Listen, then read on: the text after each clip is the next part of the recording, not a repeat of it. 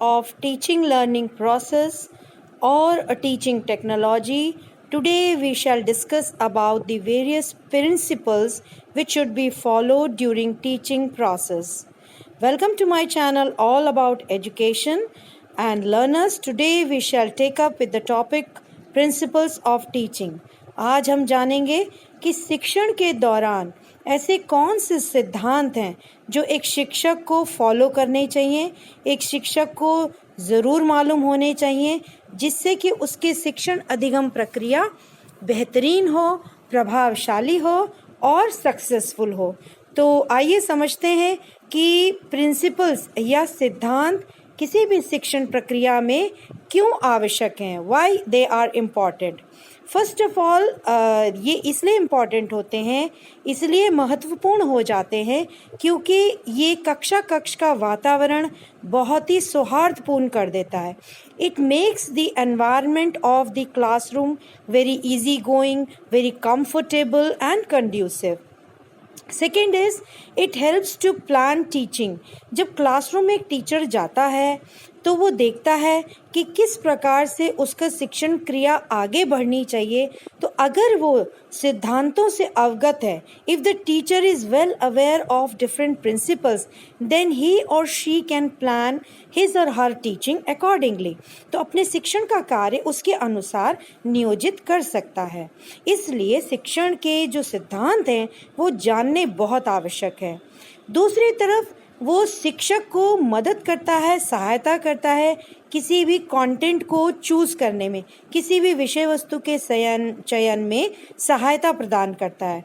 और इसके अतिरिक्त हम जो विभिन्न व्यू रचनाएं, रणनीतियां तैयार करना चाहते हैं शिक्षण के दौरान, whatever strategies we are planning, whatever methodologies, techniques we are planning for the teaching, they should be based on the principles of teaching. तो इसका मतलब यह है कि हमें जो सिद्धांत हैं, जो प्रिंसिपल्स हैं, उनके बारे में संपूर्ण जानकारी होनी चाहिए।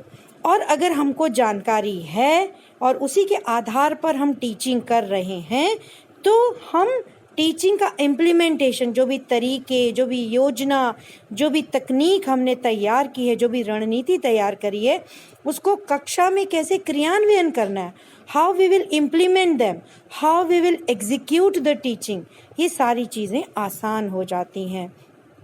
इसके अतिरिक्त एक टीचर के लिए भी बहुत अच्छी होती हैं ये सिद्धांत। कहीं ना कहीं जो शिक्षक के कौशल है, जो टीचिंग स्किल्स हैं, वो पॉलिश होती हैं, वो बेहतर होती जाती हैं। एक टीचर की अपनी पर्सनालिटी डेवलप हो जाती है।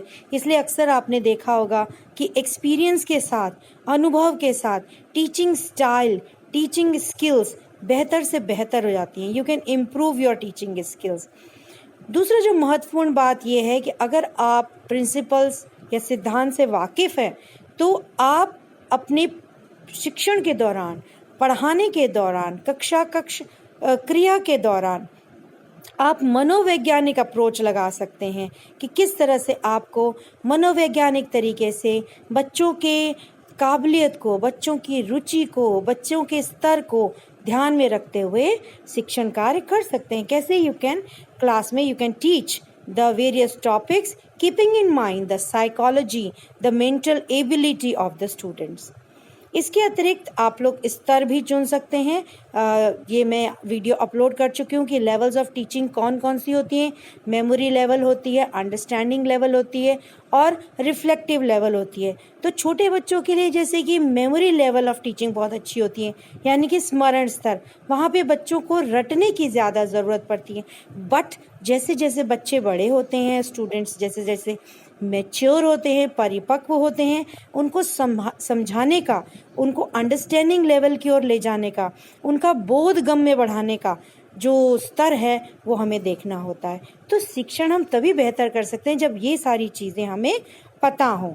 और इसके अतिरिक्त एक शिक्षक को वो ट्रेन कर देता है, जो सिद्धांत है वो शिक्षक को एक प्रशिक्षण दे देता है कि किस प्रकार से विभिन्न जो हर्डल्स आते हैं, जो बैरियर्स आते हैं, जो रुकावटें आती हैं, समस्याएं आती हैं, उनको हम कैसे दूर कर सकते हैं।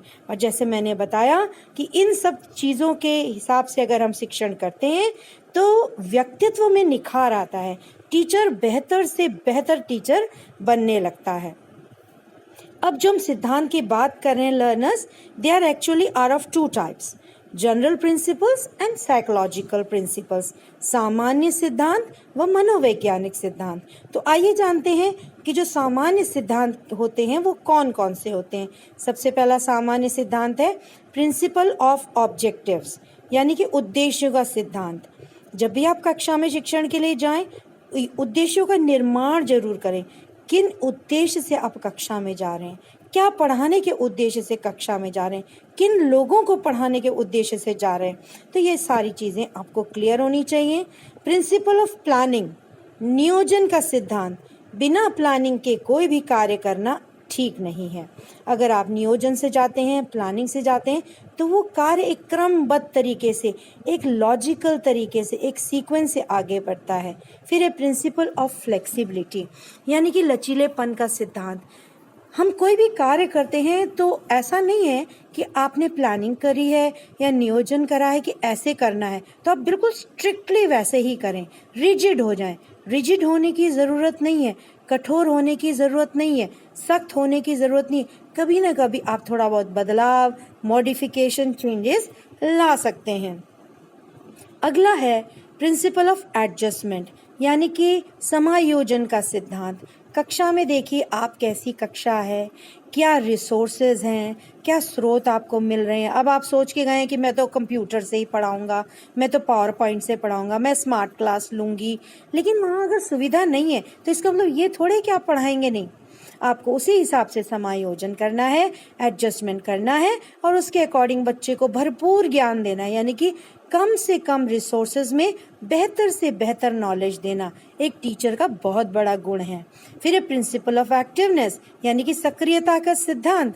आपका काम है, अगर आप स्वयं सक्रिय हैं तो बच्चों को भी सक्रिय रखें। कक्षा में कम्युनिकेशन टू वे प्रोसेस होना चाहिए, यानी कि आवागमन और निगमन दोनों होना चाहिए। आप बोले, बच्चे सुने, बच्चे बोले, आप सुने, तो सक्रियता होनी चाहिए। फिर है प्रिंसिपल ऑफ प्रीवियस नॉलेज, यानी कि पूर्व ज्ञान का सिद्धांत। जब कक्षा में जाएं तो ज़रूर ये चेक करें कि बच्चों को कितना आता है, उनके ज्ञान का स्तर क्या है, वो क्या सीख के आए हैं पिछली क्लास से। What are they aware of which you are going to teach, do they know something about the content you are going to teach in the class. आज जो प्रकरण आप पढ़ाने जा रहे हैं उसके बारे में बच्चों को कुछ पता है, कितना पता है, कैसे पता है। ये सारी चीज़ें पूर्व ज्ञान जब आप जान जाएंगे तभी आप उसको नया ज्ञान दे पाएंगे। Then only you can introduce the topic, then only you can give the child new content knowledge. इससे बच्चे में एक रुचि उत्पन्न हो जाती है, पढ़ने का एक जिज्ञासा उत्पन्न हो जाती है। तो ये बहुत ज़रूरी सिद्धांत है। नेक्स्ट जो सामान्य सिद्धांत है वो है प्रिंसिपल ऑफ इंडिविजुअल डिफरेंस। हर बच्चा दूसरे बच्चे से फ़र्क होता है। तो अगर आप सोचते हैं कि मैं इसको इस तरह से पढ़ाऊंगी तो सारे बच्चे सीख जाएंगे, that is not possible. Each child is different from the other, so you have to understand that what is that difference which makes a child different from the other person. जब आपको पता चल जाए कि क्या वजह है, कुछ बहुत अच्छे बच्चे होते हैं, क्रिएटिव बच्चे होते हैं, इंटेलिजेंट होते हैं, गॉड गिफ्टेड होते हैं, कुछ एवरेज होते हैं, कुछ बिलो एवरेज होते हैं, कुछ पुअर स्टूडेंट होते हैं। ये एज अ टीचर आपको समझना है कि कैसे बच्चों को टैकल करना है, कैसे उनको कंटेंट पढ़ाना है कि एक बहुत गिफ्टेड बच्चा, इंटेलिजेंट बच्चा भी बोर ना हो क्लास में, और एक जो पुअर बच्चा है, बिलो एवरेज बच्चा है, वो भी आपकी बात को ध्यान से सुने। फिर है प्रिंसिपल ऑफ कोरिलेशन, यानी कि सहसंबंधता का नियम या सहसंबद्धता का सिद्धांत। यानी कि आपको जब आप कोई सब्जेक्ट पढ़ाते हैं, कोई भी सब्जेक्ट पढ़ाते हैं, साइंस पढ़ा रहे हैं, तो आप उसको हर सब्जेक्ट के साथ रिलेट करिए। आप उसको मैथ्स के साथ भी रिलेट करिए, आप उसको हिस्ट्री के साथ भी, किस प्रकार से विज्ञान का जन्म हुआ, कौन कौन वैज्ञानिक हैं जिन्होंने इसके लिए कार्य किया, मतलब उसके इतिहास में जाइए तो वो इतिहास से जुड़ जाता है। जब आप पर्यावरण की बात करते हैं, मौसम की बात करते हैं, मिट्टी की बात करते हैं, पहाड़ों की, नदी की बात करते हैं, तो वो ज्योग्राफी से रिलेट हो जाता है साइंस। तो इस तरह से को रिलेशन करके पढ़ाएंगे तो हर विषय की इम्पोर्टेंस आ जाती है बच्चे के मन में। फिर प्रिंसिपल ऑफ स्टूडेंट सेंट्रिक, यानी कि हमारी जो शिक्षा है इस समय वो बाल केंद्रित है, बच्चों के इर्द गिर्द घूमती है। The child is the axis, और टीचर उसके चारों तरफ घूम घूम के सारा जो कंटेंट है वो पढ़ाता है। फिर आपका होता है प्रिंसिपल ऑफ प्रैक्टिकलिटी, यानी कि दैनिक जीवन में उसका कितना प्रयोग है, वो कितनी प्रैक्टिकल नॉलेज आप बच्चे को दे रहे हैं। अगर उसके लिए वो यूजफुल नहीं है तो बच्चे का उसमें मन नहीं लगता, इंटरेस्ट नहीं होता, the child is not willing to study that topic. तो इसलिए प्रैक्टिकलिटी ज़रूर ध्यान दें। उसके बाद प्रिंसिपल ऑफ स्ट्रैटेजीज, आप जब क्लास में कुछ पढ़ाने जा रहे हैं तो कौन सी व्यू रचना, कौन सी रणनीति, कौन सी विधि आप अपनाएंगे कि बच्चे का पढ़ने में जिज्ञासा उत्पन्न होगी, इंटरेस्ट उत्पन्न होगी, क्यूरियोसिटी बढ़ेगी। तो विभिन्न स्ट्रैटेजीज़ का सिद्धांत ज़रूर ध्यान रखें। फिर प्रिंसिपल ऑफ कंड्यूसिव एनवायरनमेंट, जो भी पर्यावरण होता है जहाँ शिक्षण अधिगम होता है वो पर्यावरण बहुत ज़रूरी है। जहाँ भी आप पढ़ते पढ़ाते हैं, इवन अगर आप घर में भी हैं तो आपका जहाँ पढ़ने का एरिया है वो बहुत ही शांत, सौहार्दपूर्ण, कंफर्टेबल होना बहुत ज़रूरी है, कंड्यूसिव होना ज़रूरी है। अगर आप अच्छा माहौल नहीं है तो आप पढ़ नहीं पाएंगे। फिर आता है प्रिंसिपल ऑफ कोऑपरेशन। कक्षा में जब हम कोई शिक्षण कार्य करते हैं तो कभी कभी हम समूह गतिविधि कराते हैं, ग्रुप एक्टिविटीज़ कराते हैं, तो उसमें बच्चों को एक साथ मिलकर कार्य करने का प्रोत्साहन मिलता है। They learn to work in a group, they learn to work in togetherness, they build up the talent of cooperation, they know how to listen, they know how to participate. तो इस तरह से प्रिंसिपल ऑफ कोऑपरेशन ज़रूर ध्यान रखें। अब हम आते हैं लर्नर्स साइकोलॉजिकल प्रिंसिपल्स, यानी कि मनोवैज्ञानिक सिद्धांत। इसमें सबसे पहले है रुचि का सिद्धांत, प्रिंसिपल ऑफ इंटरेस्ट। ये सिंपल सी बात है, ब्लूम ने भी कहा है और बहुत सारे टेक्सोनॉमी में भी हमने देखा है कि अफेक्टिव डोमेन, हार्ट, जहाँ पे दिल नहीं लगे ना, जहाँ पे मन नहीं लगे, जहाँ पे इच्छा ना हो, जहाँ पे विलिंगनेस ना हो, तत्परता ना हो पढ़ने की, वहाँ पे बच्चा पढ़ाई नहीं करेगा। तो इस बिंदु का बहुत ध्यान रखें शिक्षक कि आप जो भी कंटेंट पढ़ाने जा रहे हैं, जो भी प्रकरण पढ़ाने जा रहे हैं, उसके लिए बच्चों के अंदर वो रुचि उत्पन्न करें और बच्चों को मोटिवेशन दें। प्रिंसिपल ऑफ मोटिवेशन, यानी कि प्रोत्साहन, पुनर्बलन बच्चों को ज़रूर दें। ध्यान रखें, कक्षा में आप प्रश्न पूछते हैं, आपको सही जवाब मिल गया, आपने एक्सेप्ट कर लिया, लेकिन बच्चे को महसूस होना चाहिए कि मैंने आज क्लास में आंसर दिया, मैंने क्लास में उत्तर दिया, टीचर खुश हुए, बच्चों ने मेरी तरफ देखा कि इस बच्चे को आंसर आता है, तो उसको उस चीज़ से एक पुनर्बलन, एक प्रोत्साहन, उत्साहवर्धन होता है, मोटिवेशन मिलता है। फिर है प्रिंसिपल ऑफ विलिंगनेस, यानी कि बच्चा जो है वो तैयार होना चाहिए, तत्पर होना चाहिए आपकी कक्षा में पार्टिसिपेट करने के लिए, सहभागिता दिखाने के लिए। The child should be ready to listen to you, the child should be willing to answer to you, the child should be willing to participate. तो इन सब चीज़ों का ज़रूर ध्यान रखें। फिर है प्रिंसिपल ऑफ सेल्फ एक्सप्रेशन, ये ज़रूर ध्यान रखें कि क्लास में जब भी टीचिंग लर्निंग हो रही है तो छात्र को पूरा मौका मिलना चाहिए, पूरा अवसर मिलना चाहिए कि वो स्वयं को एक्सप्रेस कर सके, स्वयं की भावनाओं को प्रदर्शित कर सके, स्वयं की समस्याओं को प्रदर्शित कर सके, आलोचना करने का अवसर मिल सके। तो सेल्फ एक्सप्रेशन की पूरी फ्रीडम होनी चाहिए, where the child can ask you question, where the child is free to clear his or her doubt, even the child is free to criticize also. And you should be ready as a teacher, you should be ready to accept that criticism and you should work on that point. फिर है principle of stimulation, यानी कि बच्चे को active करिए, बच्चे को उत्तेजना प्रदान करिए, बच्चे को उद्दीपन दीजिए, स्टिमुलस दीजिए।